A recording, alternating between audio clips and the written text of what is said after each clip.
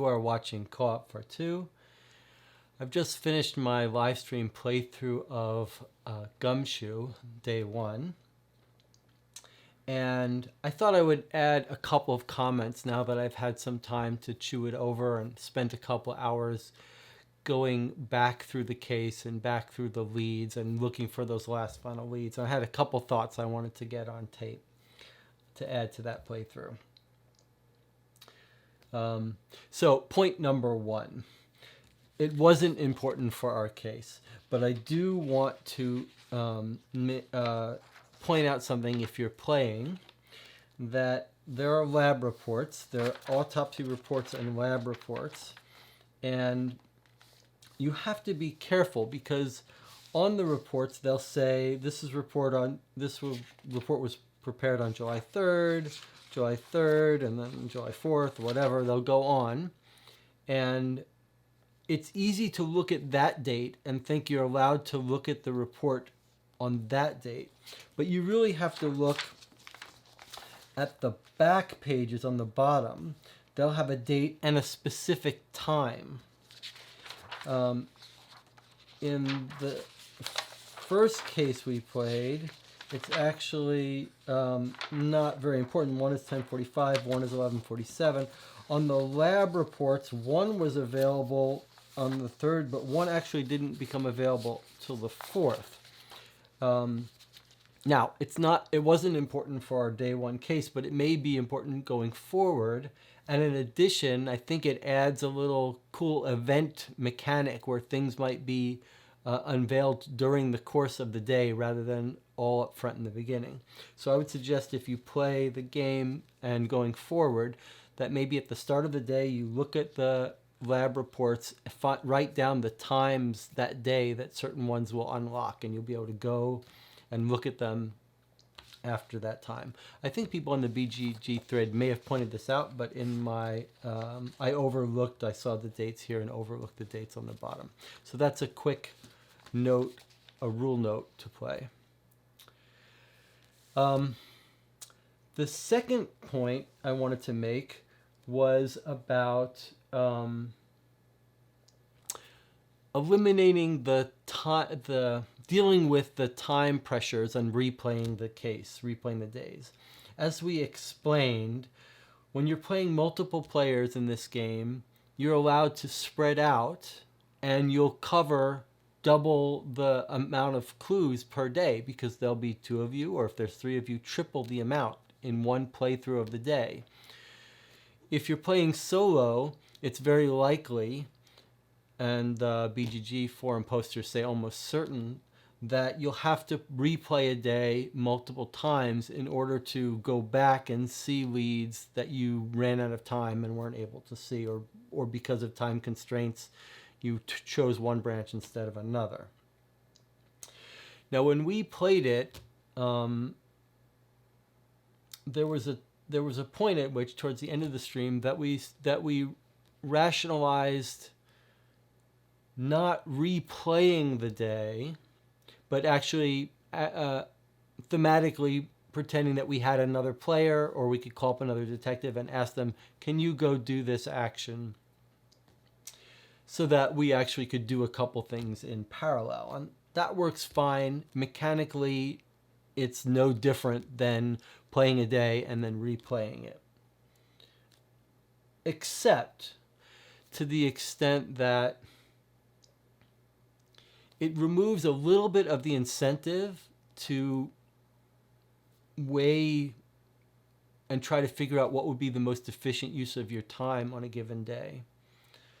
And I think, in retrospect, looking back, it would be better to force yourself to play a full day and then replay it, and then replay a day, because it adds a little bit more of an incentive to do the time efficient thing, and it puts a little pain, a little psychological pain to making bad choices of how to spend your time, because it means you won't get a chance to look down that other path until you finish the entire day.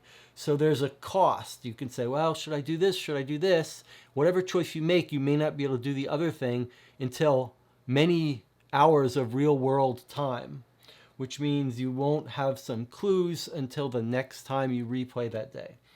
Okay, so I would do that. I would not allow yourself to pretend like you have multiple players. I think it makes it more, the choices more interesting if you force yourself to go down one path the full day, and then you can reset and go back and clean up those loose ends. And in many cases, you won't have to replay an entire day from start. You'll just check out those leads on your second playthrough. And then the third point has to was a thought I had about this mechanic of these clue points. So if you'll remember, on each day you've got a list of possible clues that you could look up. Now the way we play it, the way I played it, and the way that makes sense to me is you can't just look at these. You can't just say, let me go to this place because it's on this list. You could. You'd have a very quick game if you did that. The way I played it was that you can only go to a place if you understand, if you got a lead that directed you to that location. So these are addresses, but you don't know what most of these refer to, like what's at 112 Fillmore Street, what's at 498 Broadway. Until you figure out what's at that location, I don't allow myself to go there. And that meant on our playthrough that we went to most of these places because we gradually figured out, we learned about someone and we looked them up in the phone book and we found their address, and then we looked on this list, that's where they live. So now we can go there. At the end of our playthrough, there were a few places a few addresses that we had no idea how they correspond to our case and how they relate to our case, and so we didn't allow ourselves to go there. And the more I think about it, the more interesting that is as a little puzzle mechanic, because it creates its own little puzzle. You're looking at that and you're like, well, I see the end. I see the answer. The answer is this clue at 43045 Franklin Street. But you're not allowed to look at it until you work your way back and figure out how would you have gotten, how are you going to find a lead that gets you there? And it sort of answers one of the issues that we've raised with the Sherlock Holmes consulting detective games, where you never know when you've gotten enough information to answer the questions of a case. You never know if you found all the evidence, all the things there are to find. Whereas here, you do know because you've got the list of places you can go. Sometimes there are other clues inside the clues. You'll have to keep good notes about that. But essentially, if you keep good notes and you look at this, you'll know when you found everything. But you've got a different puzzle on your hand, which is sometimes you've got things and you don't know how to uncover that. But it does motivate you to go look harder. You ask yourself, well, I know I haven't found everything. I've got these 3 items here. And that's exactly what I did. After I finished playing, I sat down with a cup of tea and I went back through all of our past leads and I knew there were 4 or 5 places we hadn't gone, and I tried to figure out where they were. I tried to uncover them. And I found all but 2. Some were found just by looking up people's names that were mentioned. One was actually a really interesting mechanic where I was able to stake out a place, and it basically took the whole day. Like one pass through of the day was read this clue, nothing's happening. Do you want to keep staking out? Read this clue, nothing's happening. Do you want to stake it out? Go to this clue. Read this clue, nothing's happening. Do you want to stake it out? Go this way. So it took like one simulated detective player their whole day would have been staking out this place, and then at the very end there was some interesting thing that was real. That was the only really interesting piece of evidence that we didn't uncover on our playthrough, and I'm not going to spoil it for you. It's not really relevant for this case, but it was pretty cool and maybe relevant for a future case. There were 2. This one that's listed as a place, the Golden Gate Park, was just a map of points of interest in the park, not relevant for our case as far as I could tell. There were 2 that I could not find how to get to them.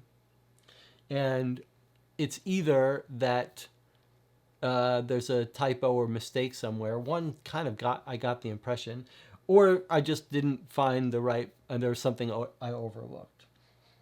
But yeah, I do want to point out that this is a different kind of puzzle that from what's in Sherlock Holmes Consulting Detective, and it's got its own charm. It's got some pros and weaknesses. It leaks a little information, but it's got its own charm as a puzzle, and I think it works. So I think those are the 3 points I wanted to make. So I'll wrap it up here, keep it short. But I think I'll try to play another day of Gumshoe, and we'll see if we can't solve this case completely. So I'll see you next time. Bye.